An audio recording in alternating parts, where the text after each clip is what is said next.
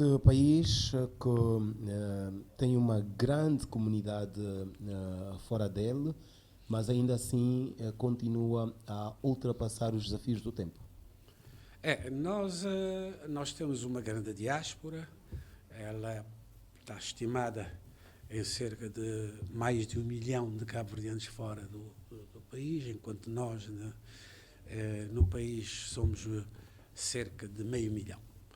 E, portanto, essa estrutura e essa diáspora foi constituída pela nossa própria necessidade, na busca incessante da melhoria das condições de vida, que não nos foi fácil nascer e crescer em Cabo Verde, um arquipélago pequeno, não foi bafejado por chuvas intensas, mas sim por secas cíclicas que afetaram e afetam grandemente a nossa população, uma população que teve necessidade de sair, mas querendo ficar, como sempre descreveu e descrevem os nossos poetas, e que continuam a amar esse torrão natal, e que, apesar de procurarem a vida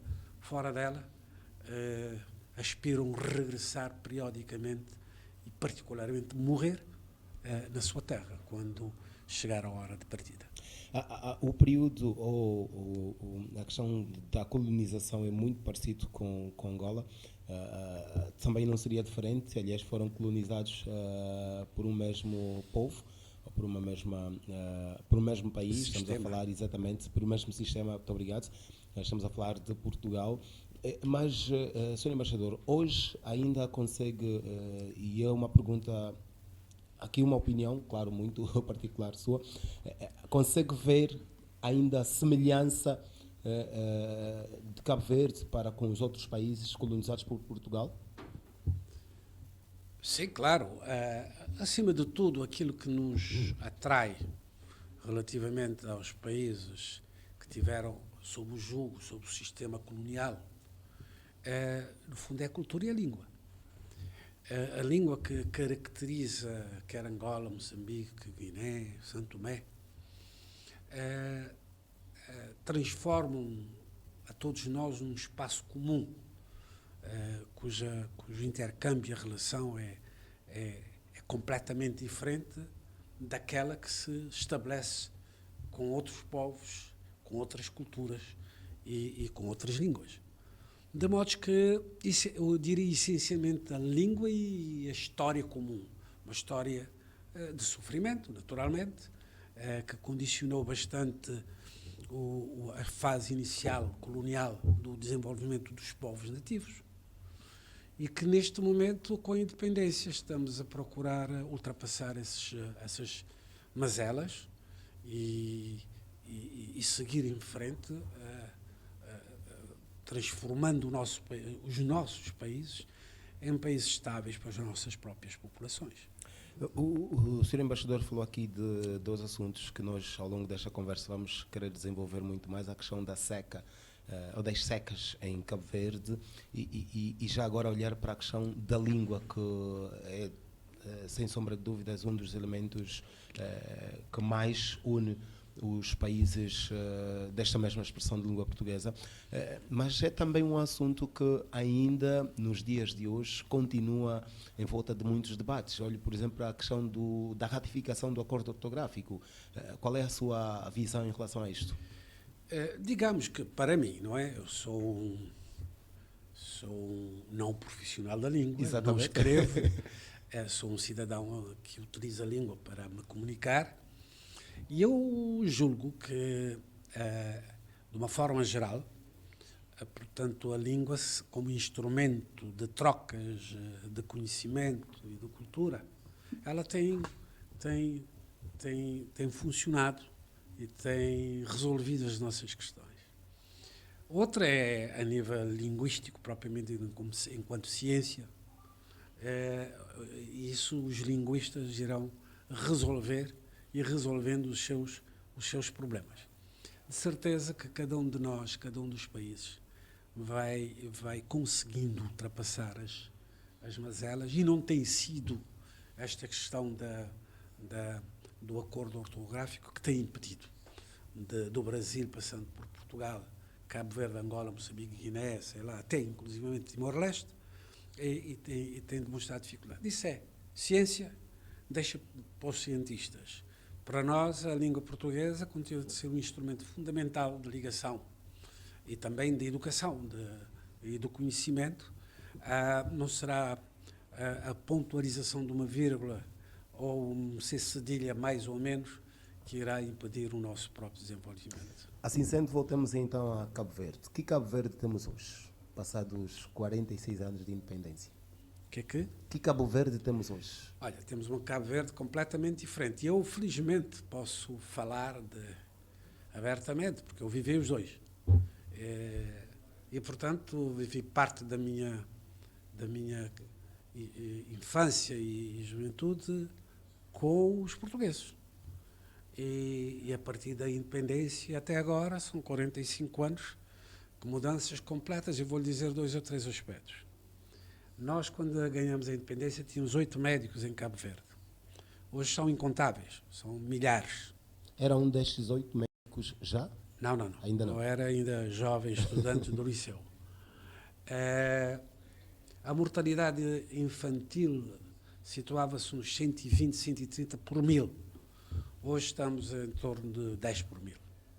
Portanto, veja, a mortalidade materna era extremamente elevada, não me situo, mas morria muita mulher. E hoje praticamente não temos, a mortalidade materna é extremamente baixa, menos que 5 por 1000, 5 por 10.000. As escolas eram contadas no dedo das mãos. Apesar de termos 2 liceus, hoje temos, cada município, que são 22, tem um liceu no mínimo, e a Praia e São Vicente, que são as grandes capitais, tem mais do que 15 liceus. Antigamente era uma percentagem bastante reduzida de crianças que tinham acesso ao ensino primário. Hoje, qualquer criança em Cabo Verde tem acesso ao ensino obrigatório a partir dos 3 anos, portanto, a pré-escolar, e é obrigatório e gratuito até, neste momento, 9º ou 10º ano, e dentro de 2 ou 3 anos é obrigatório e gratuito até o 12º ano. Portanto, por aí, as infraestruturas, a forma de nós nos vestirmos, praticamente grande parte da população andava descalça, por não ter acesso aos básicos da coisa. E no tempo colonial, que ciclicamente Cabo Verde tinha períodos de seca, de fome e de dizimação das suas comunidades, chegando mesmo, em determinadas ilhas, a atingir os 50% da população que morria de fome. E até muito próximo da nossa independência. Hoje ninguém morre de fome em Cabo Verde. Por isso posso lhe dizer garantidamente de que em todos e quaisquer aspectos do desenvolvimento socioeconómico, cultural, Cabo Verde não tem qualquer semelhança, tem vindo a fazer o seu percurso com altos e com baixos, com avanços e com recuos,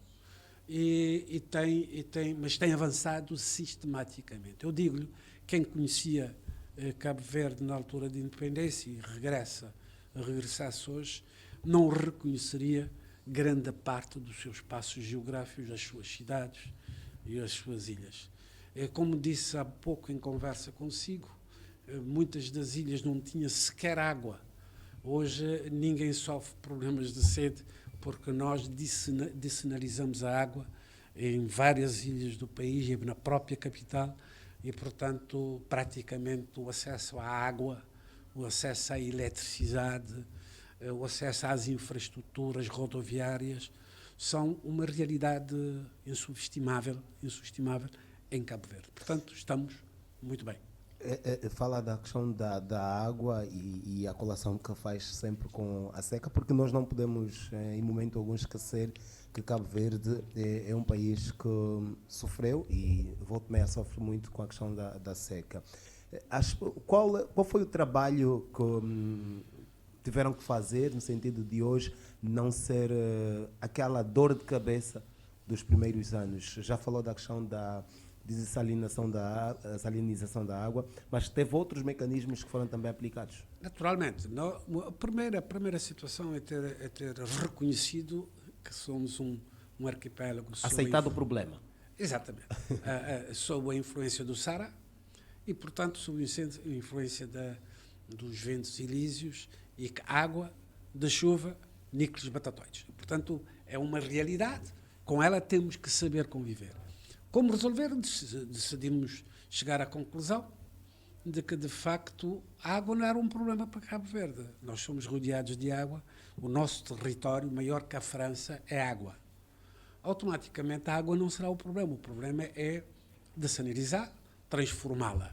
E elas têm tido um efeito positivo, que não só na garantia da água, da distribuição da água à população, mas também já começamos a utilizar essa água para as questões agrícolas. Por outro lado, também estudar a nossa geografia, replantar. O cabo-verdiano praticamente plantou e criou florestas com as nossas próprias mãos, era tudo seco. E já temos áreas florestais em Santiago, na Boa Vista, no Maio, que são áreas interessantes de floresta com determinado tipo de plantas que sobrevivem e que vão tentando reter a água. Por outro lado, também a própria engenharia, por engenharia ao serviço de construção de diques, de barragens, de proteção das nossas encostas, de cultivar as nossas encostas para proteger, portanto, as inundações, etc., etc. E o conjunto destas estratégias, a introdução das novas tecnologias, nomeadamente a cultura gota a gota, não é?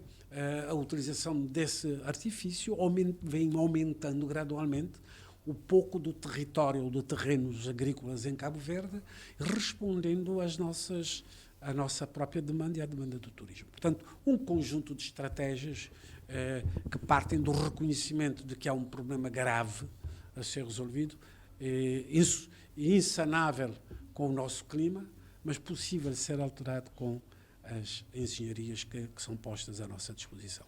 Esta pergunta foi propositada tendo em conta a experiência que tem como autarca da Ilha do Sal de 12 anos, segundo o que nos disse, foi exatamente desde 2004 a 2016.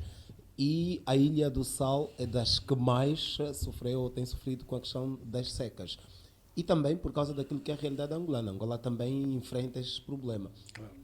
Não, o Sal não é nem mais nem menos. O Sal é uma ilha sem água. Você não faz um furo, além de não ter praticamente chuva ao longo da sua história. É uma ilha exatamente seca, muito plana. Não tem água, não retém água, e a pouca água que é identificada é salobra. Daí que é uma ilha que hoje é a ilha mais turística de Cabo Verde, recebe perto de quase 500 mil de turistas, tem vários resorts, tem mais do que 20, perto de 15 a 20 mil camas de oferta, portanto recebe toda esta gente, e ninguém hoje reclama problemas de água. Temos a empresa nacional e uma empresa privada que produz água dessanalizada e que abastece, tem abastecido perfeitamente, portanto, as necessidades em água. Inclusive já se pensa, naturalmente, e já há iniciativas relativamente à própria agricultura. Portanto, o Sal é um exemplo. É evidente que durante o meu tempo enquanto autarca passámos períodos mesmo atrapalhados. O aeroporto internacional Amílcar Cabral era um aeroporto que fornecia água praticamente salobra, imbebível, aos passageiros que passavam. E que às vezes você vai à casa de bem por alguma coisa, tira a água, se puser na boca aquilo era praticamente água salgada. Hoje não. Hoje é um aeroporto internacional, de nível internacional, com as condições necessárias. Portanto, conseguimos resolver. O São Vicente, a segunda ilha mais populosa, também não tem água. E hoje as pessoas recebem, na sua maioria, a água canalizada em sua casa, têm acesso à iluminação. Portanto, essa estratégia de dotar de serviços básicos às pessoas tem sido um esforço desde 1975, da independência, até como substrato fundamental para um país que quer singrar-se a nível da saúde pública, das condições de saúde, como também substrato para receber as pessoas enquanto destino turístico fundamental. Sente que faz um trabalho interessante, um trabalho importante, ou seja, cumpriu as suas tarefas enquanto autarca da Ilha do Sal? Sente-se orgulhoso do trabalho que desenvolveu? Eu normalmente não costumo falar sobre...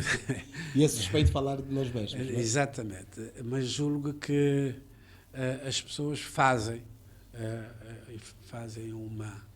uma apreciação positiva, com a condição seguinte: a autarquia é fundamental, ela trabalha em articulação com a população e os trabalhos vão se intensificando, vão se complexizando.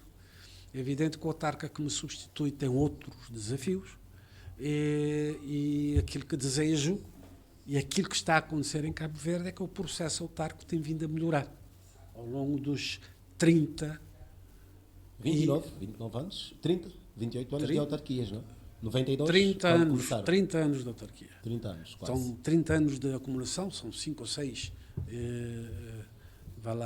eleições já feitas, com mudanças de pessoas, mas o processo tem melhorado significativamente a vida dos munícipes, que isso que interessa. Às vezes, o efeito, a réplica da autarquia sobre a vida das pessoas tem sido positiva. Isso é que é fundamental. Porquê?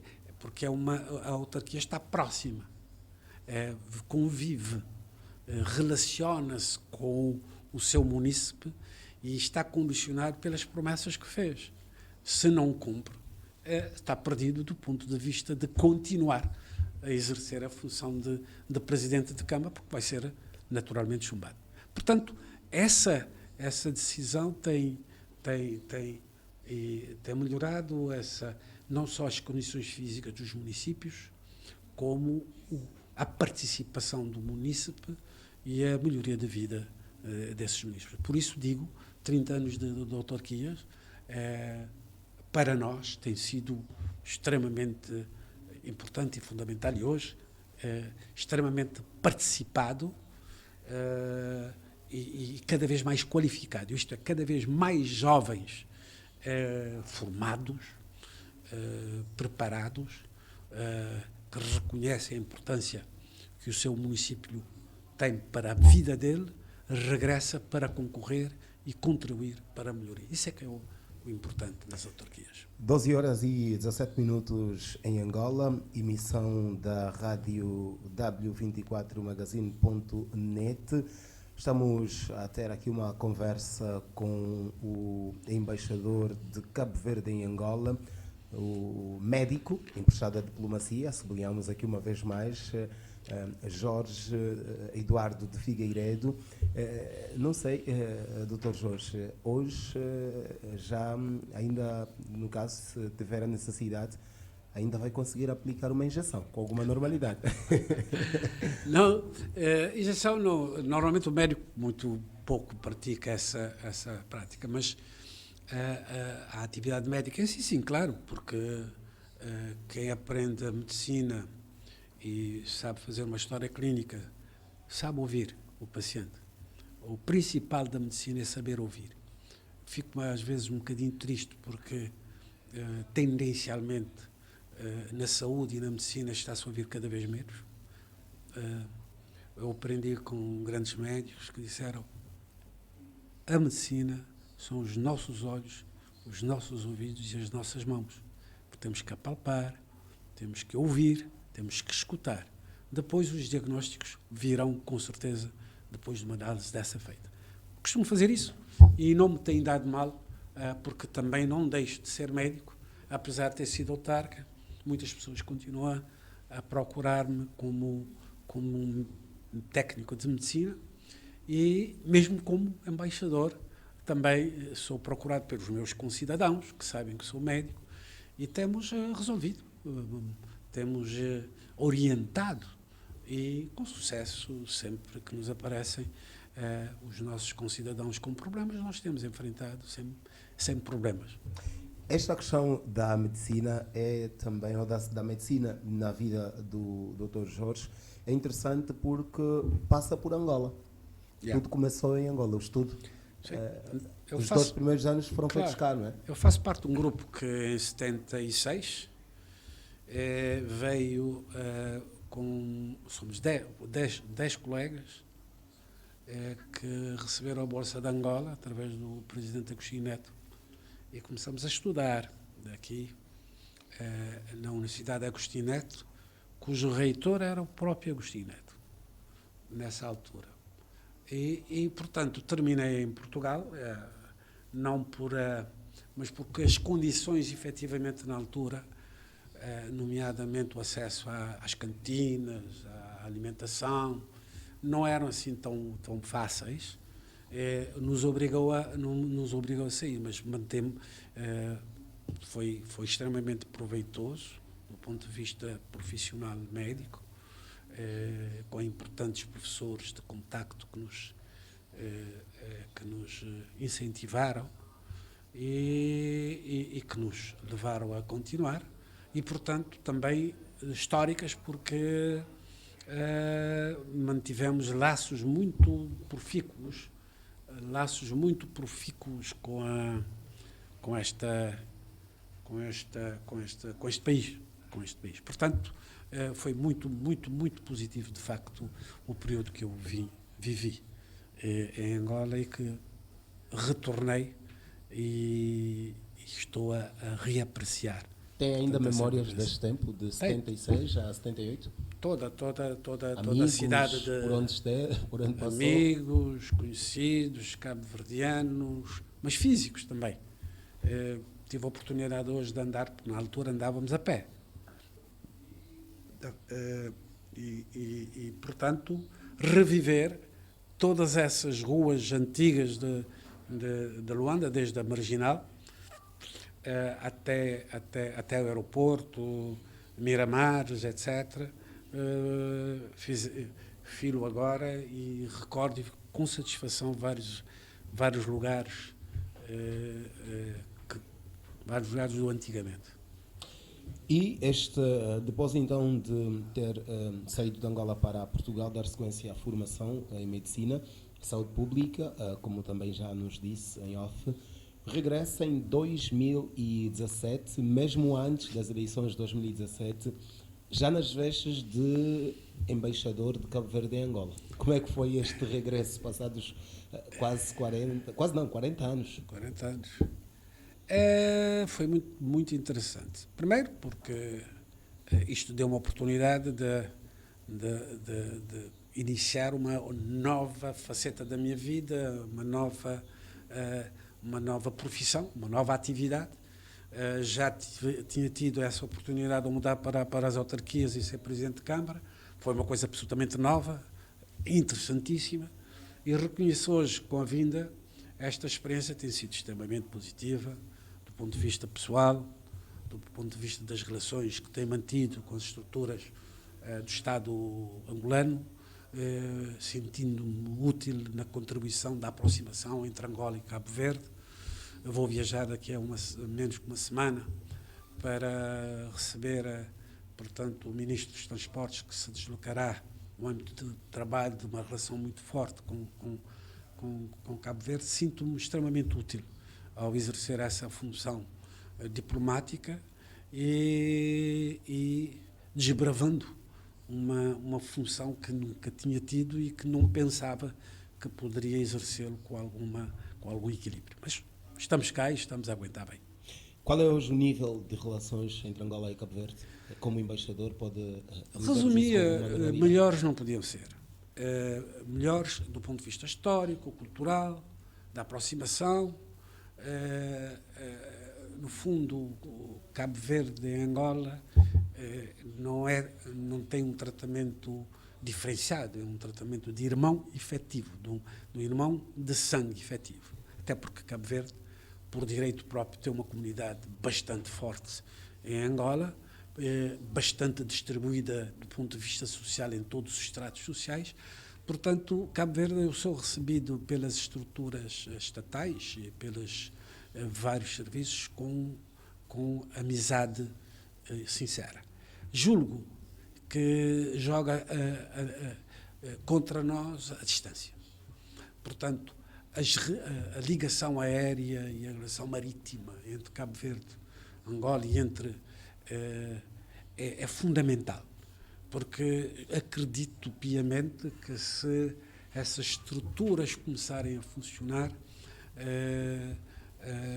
haverá ganhos bilaterais. Nós ganharemos, porque somos poucos, em quantidade superior, porque ganharemos, mas Angola também não sairá perdendo numa relação forte e enquadrado naquilo que nós também temos que levar a conhecimento, portanto, na estrutura CDAO, que está agora a fazer um desenvolvimento muito importante e é enquadrado neste processo que Cabo Verde terá que atuar.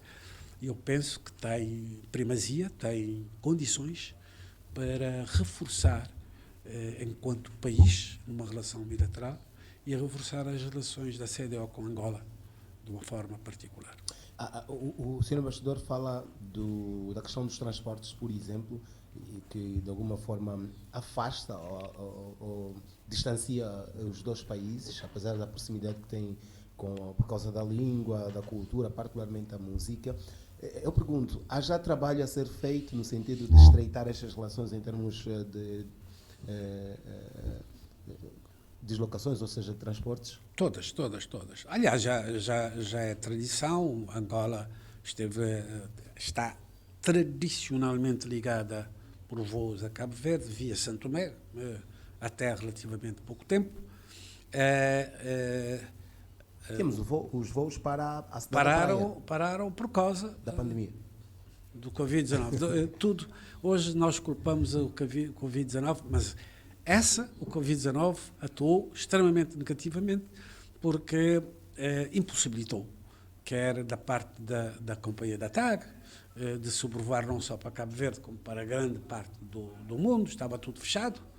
E quando se fecha nas companhias aéreas não se faz dinheiro, quando não se faz dinheiro há redução de recursos e portanto não fazia sentido.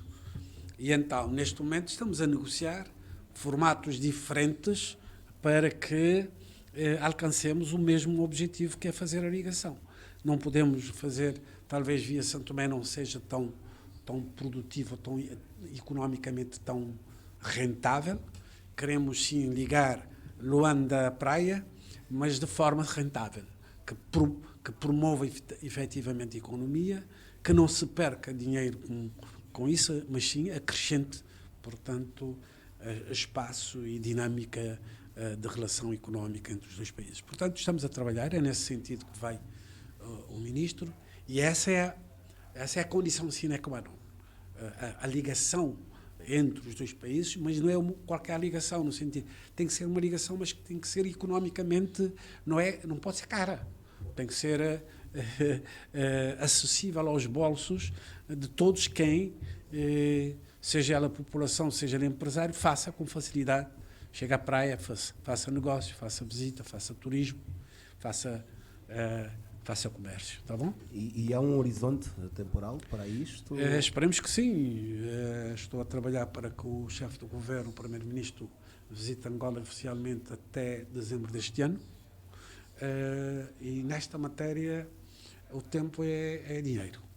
Quanto mais depressa ligarmos, e quanto mais depressa ligarmos esses dois pontos e integrarmos outros países ou cidades, capitais pertencentes à CDO, vai motivar naturalmente as trocas e a nossa própria integração. Veja que a troca económica entre os países africanos normalmente não ultrapassa uns 5% das suas economias, entre país e país africano.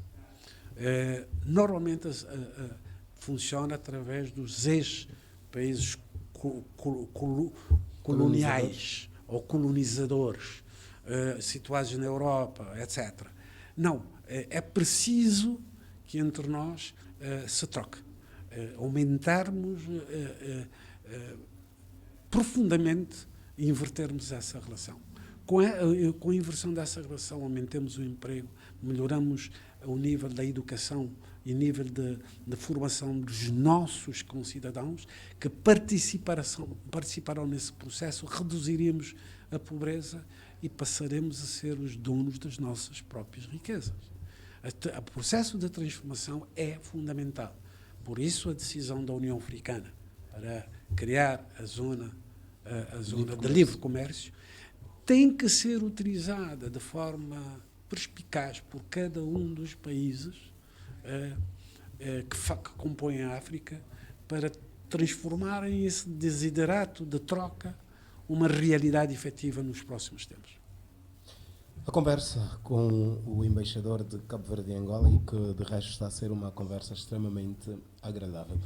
Doutor Jorge, no quadro ainda desta ligação entre Angola e Cabo Verde, quais são os outros setores outros elementos que estão, projetos que estão em carteira? Disse-nos que até dezembro, em princípio, aguarda-se pela vinda do Primeiro-Ministro. E para exatamente quais questões vem o Sr. Primeiro-Ministro? Para nós, a questão transporte é um negócio, mas é uma linha. Ela é fundamental para ligar. Prioridade é condição sine qua non. Porque sem isso não vale a pena estarmos a pensar em irmos para Portugal, depois para pensar em ir para Cabo Verde, depois descer, não é? Ir para Paris, depois descer para... Não existe isso. Nós temos que ser o mais retos possível na ligação entre dois pontos. Portanto, a ligação entre dois pontos, uma reta, é a forma mais simples de se fazer. Mas aí abrem-se áreas extraordinárias. Desde logo a questão do turismo, não é? O transporte em si, tendo Luanda e Sala a trabalharem articuladamente, temos o mundo aberto. Não só o espaço aéreo africano, como o espaço aéreo internacional, seja ele americano, seja ele europeu. Porque nesta matéria Cabo Verde sempre esteve ligado, porque ela é o responsável pela gestão da CIA oceânica. Todos os aviões que atravessam o Atlântico Sul para Norte e vice-versa são controlados a partir da Ilha do Sal. Portanto, temos essa experiência acumulada e que nos obriga a cumprir normas internacionais e estarmos preparados para integrar nesse processo. Isso significa que com os transportes teríamos um salto qualitativo enorme, juntando essas duas vontades, Luanda, portanto, Sal. Em segundo lugar, isso vai permitir o desenvolvimento do turismo. Não só o turismo cabo-verdiano, como mesmo o turismo angolano. Porque se nós já estamos a receber turistas em quantidade, vai ser mais fácil canalizar parte para visitar Angola. As grandes cataratas angolanas, os grandes destinos que Angola tem. Portanto, é uma questão apenas de trabalho. Se não houver uma ligação direta, não vai haver de jamais essa dinâmica. Temos a política do mar. Angola e Cabo Verde têm mar à vontade, tem pesca, tem pesquisa oceana, tem formação no mar, tem os barcos, etc. Tem os portos. Portanto, temos espaços e áreas, as novas tecnologias. Portanto, são espaços de trabalho, não é? Que se abrem com apenas uma atitude de se fazer a ligação e de se pôr em contacto os homens de negócio com os homens de negócio. Não se desenvolve com homens de política e homens de política. O desenvolvimento vem do trabalho, vem do investimento, vem da criação, e esses são os homens de negócios que os fazem. Nós sabemos, nós W24 temos também conhecimento que uma das intenções do senhor embaixador é levar para Cabo Verde, ainda neste intervalo entre novembro e dezembro, um grupo de empresários angolanos e não só, pelo menos aqueles que atuam aqui, no sentido de conhecerem as potencialidades de Cabo Verde antes mesmo da vinda do senhor primeiro-ministro. Como é que está este processo? Está também enquadrado já na viagem que vai fazer dentro da próxima semana? Fizemos hoje um encontro extremamente importante. Pensamos melhor que fazer o trabalho de casa em Angola, identificar melhor os investidores. Iremos fazer um Zoom comigo em Cabo Verde, com a estrutura encarregada das áreas de investimentos em Cabo Verde, com a Câmara de Comércio, portanto, CDAO Angola, e prepararmos-nos para receber o Primeiro-Ministro e com ele ter um encontro físico presencial e aí sim começar a pensar já no início, provavelmente a seguir à feira de fevereiro, termos gente presente de Cabo Verde na feira e promovermos então, com melhor conhecimento, uma visita a Cabo Verde de um grupo quiçá, já com voos da TAG para Cabo Verde. Muito bem, vamos então aguardar pela vinda do primeiro-ministro cabo-verdiano a Angola, se tudo correr bem ainda este ano de 2021. Nós estamos a conversar com o senhor embaixador de Cabo Verde em Angola, o médico Jorge Eduardo de Figueiredo, que está em Angola há 4 anos como diplomata, como embaixador. Já esteve durante 2 anos a estudar na Faculdade de Medicina da Universidade Agostinho Neto, isto entre os anos de 76 e 78. Estamos então a falar sobre vários assuntos, a relação entre os dois países, mas também a olhar para o continente berço da humanidade, a África e a sua relação com o mundo. Doutor Jorge, como é que analisa a ligação, a troca digamos que as trocas comerciais entre os países africanos e não só, e a própria ligação social, cultural entre os países africanos, se comparada com o Oriente, com o Ocidente e até com os países colonizadores?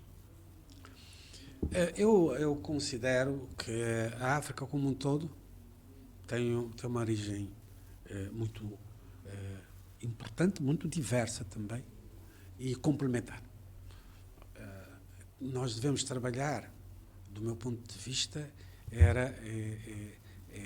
articular as nossas diversas culturas. Angola pode ser um micro-exemplo do número de culturas que ela compõe, ela se compõe de várias culturas com histórias também diferentes, mas essa é a realidade.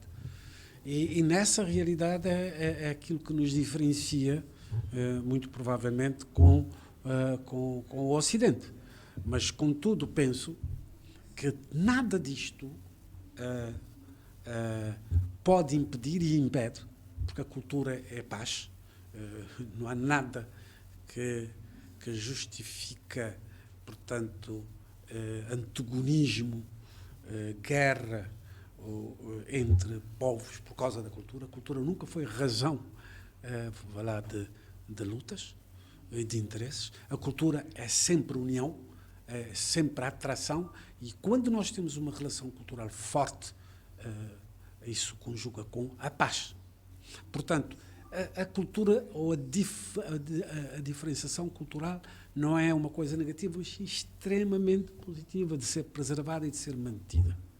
O que é preciso fazer é que os países se relacionem do ponto de vista económico. Do ponto de vista económico, promovendo o ir e o vir, promovendo a troca, porque 2 países que trocam efetivamente entre eles, têm interesses consolidados de troca, não vão lutar. Porque primeiro vão preservar efetivamente a sua relação. Porquê é que nós temos muita luta? porque 5% dos nossos comércios é que se faz internamente. Portanto, nenhum país perde entrar em guerra interna, okay? Nada impede a questão comercial.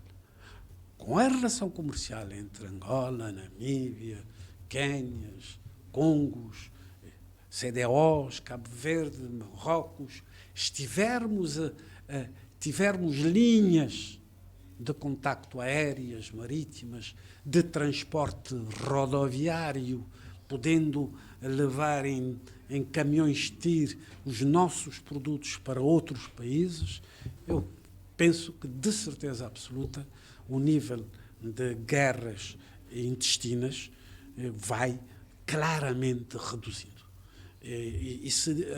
Provavelmente teremos que analisar as causas reais das guerras existentes em África, que são, pode ver em Moçambique, que estão muito relacionadas com interesses económicos.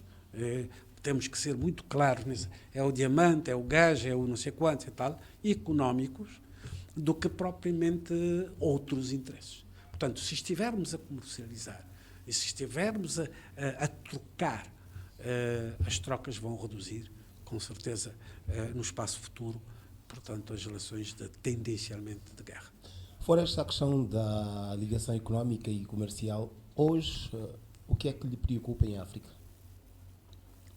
Hoje preocupa-me muitas coisas, mas preocupa-me, de uma forma geral, a dificuldade que estamos a ter em dar aos jovens as oportunidades que querem, que precisam. Repare que hoje as sociedades estão conectadas entre elas. Não há nenhum jovem, por mais despido que esteja, não tenha conhecimento do que é que se passa no outro lado do mundo. Sabe que há pessoas que estão em condições, que têm acesso ao ensino, que têm acesso a um conjunto de serviços fundamentais. Eles querem isso. A juventude tem que ter isso. E, maiormente, uma juventude africana com uma inteligência por explorar, que se acumula com perda de gerações e gerações, a perderem a vida no Mediterrâneo à procura de uma ilusão, quando essa ilusão está cá. E quando os países lá de fora vêm para a África como o centro onde vão buscar as próprias mercadorias fundamentais para a sua sobrevivência. No dia em que reconhecermos que o futuro está cá, não é só porque será o continente berço, mas porque as riquezas estão, a água está cá, os produtos estão aqui, vamos mudar. O embaixador pensa que esta questão do continente berço tem estado a ser mal interpretada pelos próprios africanos? Daí termos esta, digamos que, a estagnação, ficarmos meio que parados? Não, a razão da pseudo-paragem, nós estamos parados, não é? Eu não acredito na paragem. Eu acredito que temos muitas dificuldades, mas que não será por sermos o continente berço e que não será porque somos africanos e que temos que ficar estagnados. Precisamos mudar. E as mudanças, eu sei que as lideranças sabem onde é que estão os problemas. Temos que mudar lá onde essas... Como eu disse, eu só vou usar o exemplo da água em Cabo Verde. Para resolvermos o problema da água, tivemos que reconhecer que a água não existe em Cabo Verde, para podermos começar a enfrentar o problema. A África precisa desenvolver, é preciso sentar e saber quais as linhas que nos devemos cozer para ultrapassar as dificuldades efetivas. Esse diagnóstico está feito. É preciso fazer. É que nem na saúde, quando o doente admite e aceita que está doente, mais facilmente vai aceitar também o tratamento. Né? Então precisamos admitir que temos dificuldades e encontrar as melhores soluções. Nós estamos já a passos largos a caminhar para o fim desta nossa conversa, porque sabemos que a agenda do Sr. Embaixador para o dia de hoje ainda é grande, ainda há outras tarefas por se cumprir. Entretanto, queremos olhar aqui para as questões culturais. Nós sabemos, e não é novidade para ninguém, que a música cabo-verdiana é muito, mas muito consumida em Angola, tal como também a música angolana é consumida em Cabo Verde. Quando cá chegou, neste regresso, em 2017, que informações em termos culturais é que encontrou daquilo que são hoje as relações culturais entre os dois países? E qual é o trabalho que tem estado a ser feito no sentido de não só melhorar? quando eu cheguei. Portanto, eu não sou músico, mas gosto de tocar. E, portanto, sempre estive... Toca o que exatamente? Viola. Toco a minha viola, faço as minhas serenatas. Podemos buscar a nossa própria não. brincadeira. Será para a próxima. Podemos brincar um pouco com isso. Mas dizer que tem acompanhado naturalmente, porque a cultura em Cabo Verde é a essência nossa, da nossa existência. Portanto, o batuque, o funaná, a morna, a coladeira, o cola São João, é a imensidão da diversidade que vem da nossa própria miscigenação, da nossa própria origem de encontro de povos, quer africanos e de outras origens, que produziram algo que, para mim, é resultado de tudo isso. Nós sabemos ouvir, sabemos absorver, sabemos interiorizá-lo e metê-lo, e portanto, a importância da música, particularmente, como instrumento do conhecimento ou da divulgação do país como um todo, não é? Como um todo. Mas nos vários setores isso é fundamental. Então, quando vim em 76, a influência de Cabo Verde também era total. Quer dizer, a troca era fundamental. A troca era e é hoje fundamental.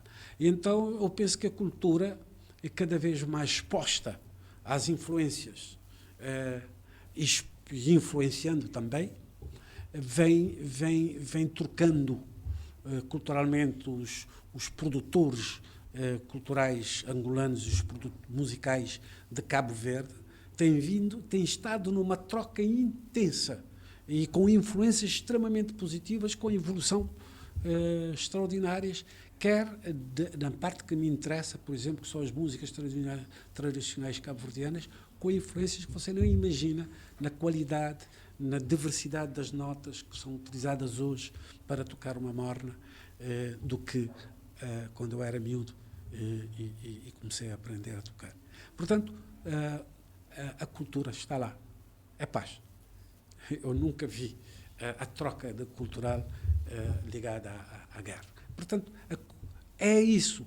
As ligações vão proporcionar a troca, não só cultural, como sabe, e nós estamos a tentar conceber que a cultura também é emprego, que a cultura portanto, um setor fundamental de crescimento económico, de trabalho, quem faz som, quem toca, quem produz, Portanto, há um conjunto de subsetores que são fundamentais de serem analisados, porque dão emprego, e emprego estável, e emprego de qualidade.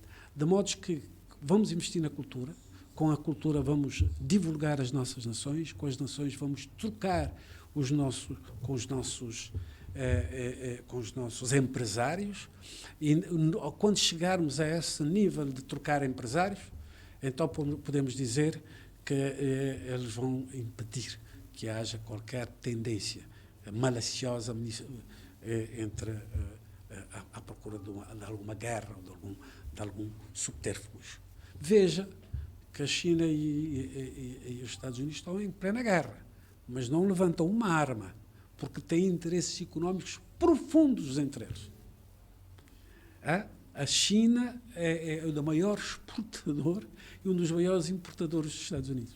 Portanto, eles ficam lá na maior, mas mantêm-se calmos quanto às questões de armas e etc. Portanto, é aí, na economia, é que nós vamos ganhar a luta do desenvolvimento.